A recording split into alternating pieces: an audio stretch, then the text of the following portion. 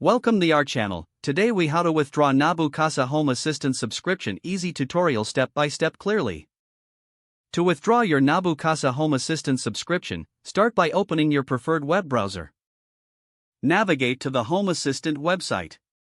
Log into your Nabu Casa account using your email and password. Once logged in, locate the account section in the main menu. Click on the account option to access your account settings. Scroll down to the subscription details area. Here, you will find information about your current Nabu Casa subscription.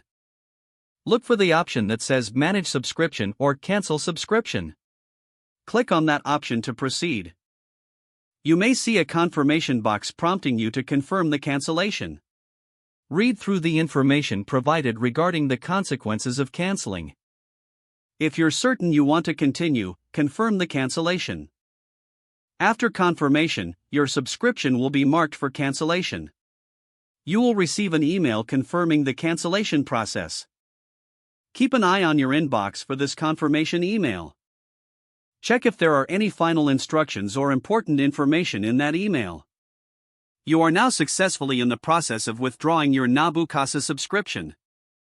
Remember that you can still use Home Assistant until the end of your billing cycle. This concludes the withdrawal process. If the page does not load, refresh the browser or try again in a private or incognito window. Make sure you are using the correct email address, then retype it carefully to avoid small typos. If your password is not accepted, use the reset option and create a new strong password you can remember.